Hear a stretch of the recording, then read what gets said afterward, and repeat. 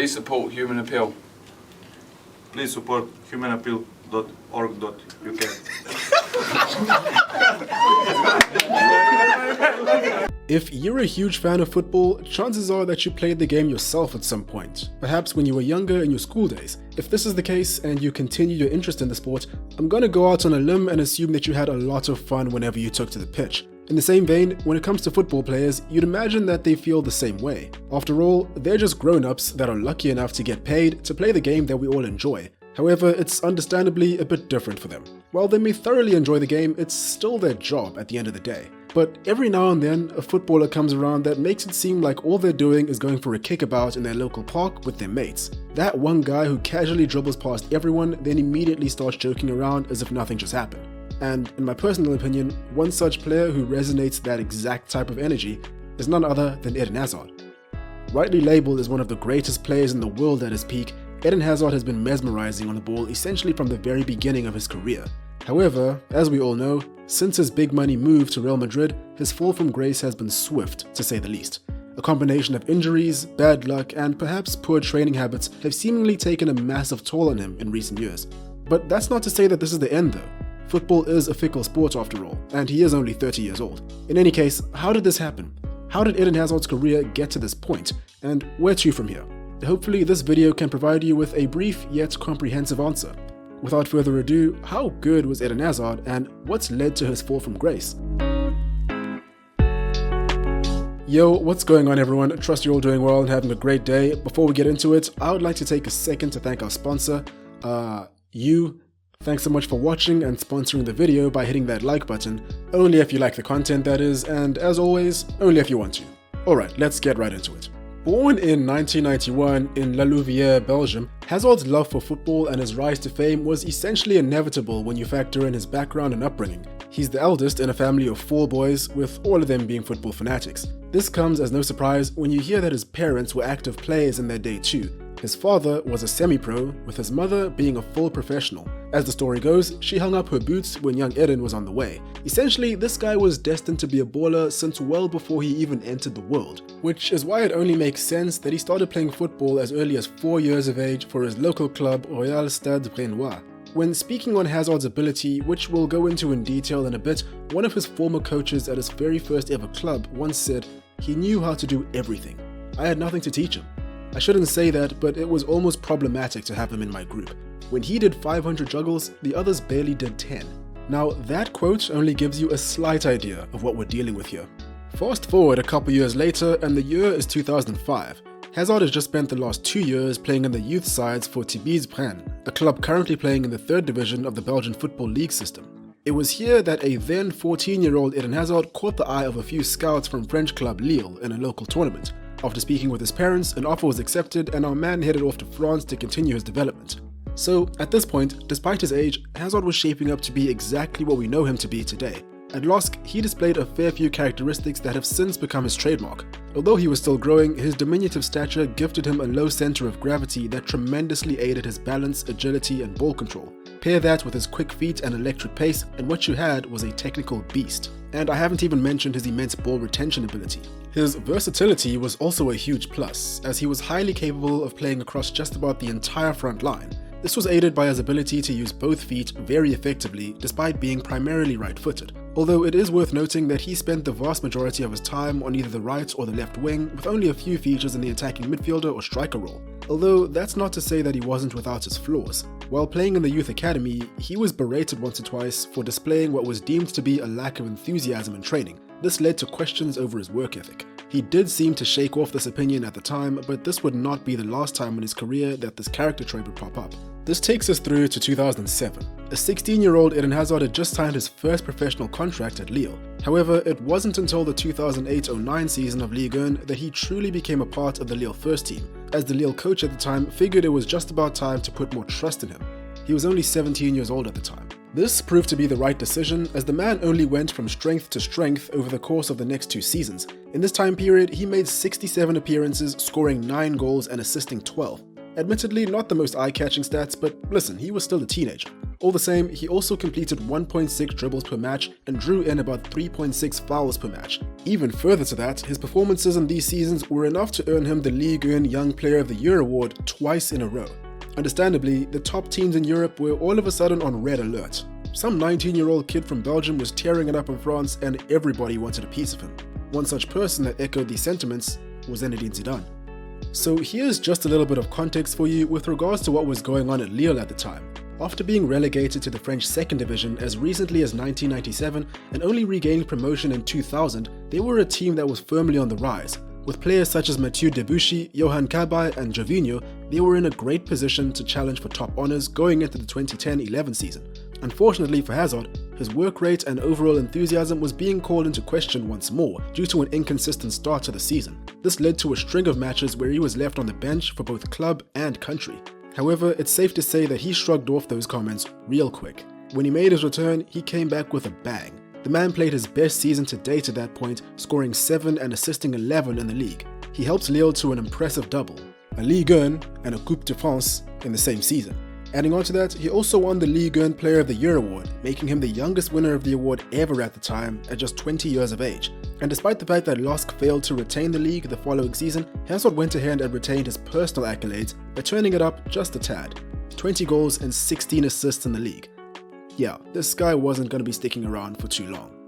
Just to wrap up his time at Lille, one story that I came across from one of Hazard's former teammates in Lille, Riel Mavuba, does a great job at portraying what kind of a character he was.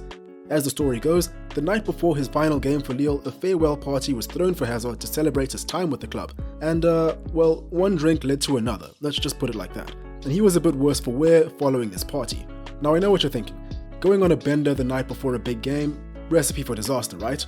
Well, in Mavuba's own words, that evening against Nancy, not even with 30 minutes played, Eden had already bagged a hat-trick. The guy had not even slept. He drank for the entire night and put away a hat-trick in 30 minutes. We all looked at each other, we told ourselves, this guy was the real deal. After a drawn-out saga of will he won't he with the Manchester clubs and a fair few other teams, it was Chelsea that were able to convince him most of their project. And to be fair, being recently crowned as the Kings of Europe is a pretty nifty bargaining chip. Now, despite having just won the Champions League, Chelsea had finished 6th in the previous season and were due for a bit of a facelift. In typical Chelsea fashion, about £87 million was spent that season to strengthen the squad, with Hazard forming the bulk of that budget, costing £32 million. In his very first season with the club, at just 21 years of age, he got to work straight away, proving why he was such a hot prospect, providing an assist and winning a penalty in his very first game in the league. Adding on to that, he formed a deadly partnership with Juan Mata, which saw them terrorize defenses all across the continent. So here's a fun fact for you. Between 2012 and 2015, the Chelsea Player of the Year award was only won between these two, which only makes sense if you got the chance to watch them back then. Bringing the focus back to Hazard, based on that previous bit of information, it goes without saying that his performances were earning him a very large fan base, as he went on to score 23 goals in the league and provided 18 assists and 69 appearances over the next 2 seasons.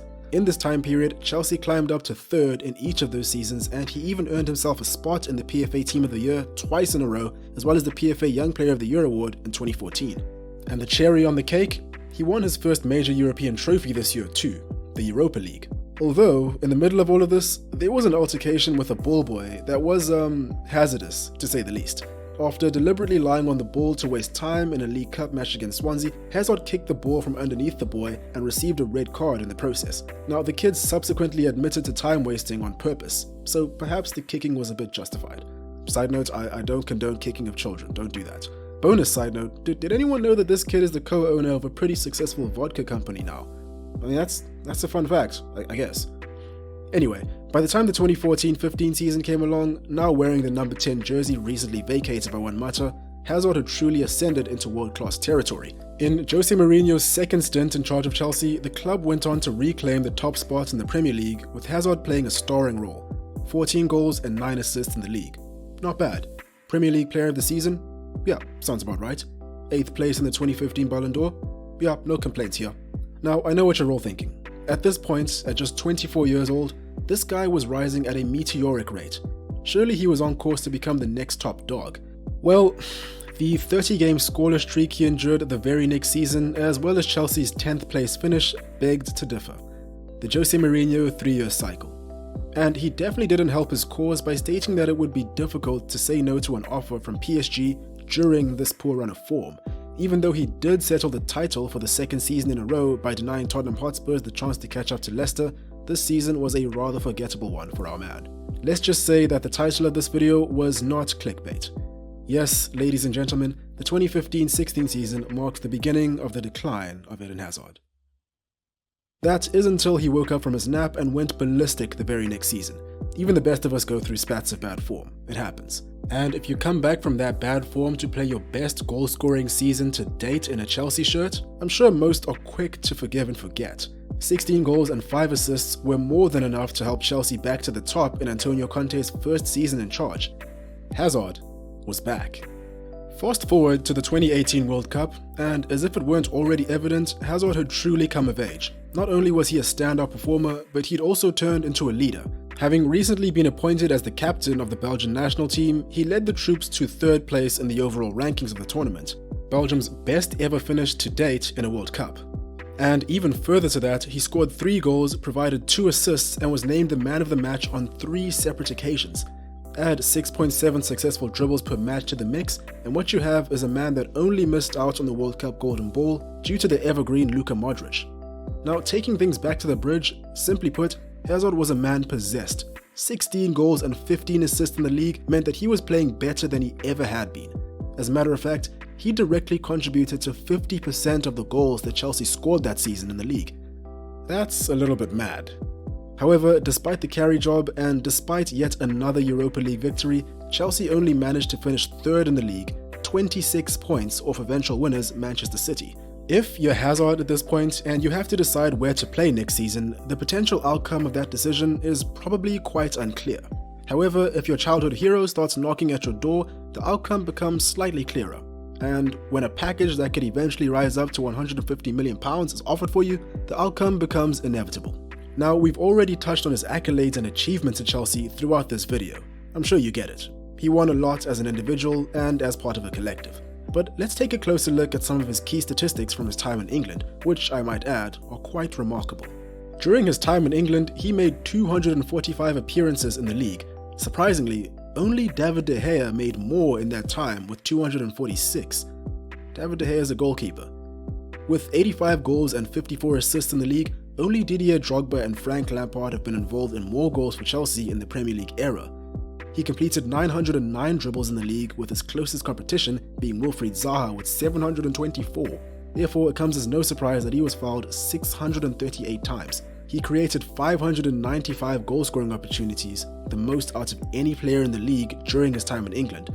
In that time period, David Silva sits at 2nd with 566 opportunities created. He's 9th on Chelsea's all-time top goal scorers list with 110 goals in all competitions, and finally, out of the 30 Premier League teams he's faced in his career, he only failed to register a goal or an assist against Middlesbrough. So I guess well done to Middlesbrough. Anyway, simply put, this guy was a beast, and he was about to don the colours of arguably the most successful club in history. Sadly, as we all know, things just haven't gone according to plan. After consistently performing for Chelsea and Lille and barely missing any games between 2008 and 2019, injury and poor self-discipline began to halt what was supposed to be his rise from stardom to superstardom. But perhaps this wasn't all that surprising. As I've previously mentioned, in the past, he's been labelled as lazy on several occasions. Both managers and fellow teammates have expressed this sentiment. In the same vein, despite his unbelievable talent, it seems he doesn't, or perhaps never did, have the ruthlessness to become the best of the best. In his own words, I often ask myself what I can do to become like Messi and Ronaldo and score 50 or 60 goals in a season. I try, of course, but I realize that I will never be a true scorer. It's not in me. It's mainly mental. Sometimes I think after a goal, that is enough. I'm not in search of records like some other players. If I can score between 15 and 20 goals each season, I will be very happy. Now, that's all completely fair, right? I mean, 15 to 20 goals is far better than most, and realistically, at that level, if you're scoring that much on a consistent basis, you are a world-class player. Maybe using Messi and Ronaldo is a step too far. After all, they are aliens. However, showing up to your new club overweight after a big money move doesn't help your case much. Adding on to that, perhaps the most eye-catching show of his disappointing tenure in Madrid thus far is that at the time of making this video, he's missed a total of 58 games in all competitions since joining the club, all missed through injury or illness. And get this, he's only played in 37. He may have won La Liga with Real Madrid in his first season in Spain, but we all know he has so much more to offer. So that brings us to an important question. Where to from here? Here's the thing. Football, much like life in general, is incredibly unpredictable. And if you've taken in even half of the evidence presented in this video, you'll easily be able to tell that this man really is one of a kind. His abilities on the pitch and showmanship are incredible, to say the least. If you haven't already clocked it, I'm a huge fan of his and only hope that he can kick on and revitalize his career. He is a professional at the end of the day, and I can only imagine that he has a great team around him in a professional and personal sense to help him back to the top. Here's to hoping that this part of the video ages well. Anyway, there we have it. Truly hope you guys enjoyed the video. I'd be interested to hear what you all think of Eden Hazard. Do you rate there's still time for a comeback, or do you think he's suffered one too many injuries? Feel free to leave your thoughts in the comments below. Anyway, that's all from me today. Wishing you all a great day ahead. Cheers, and I'll catch you in the next one.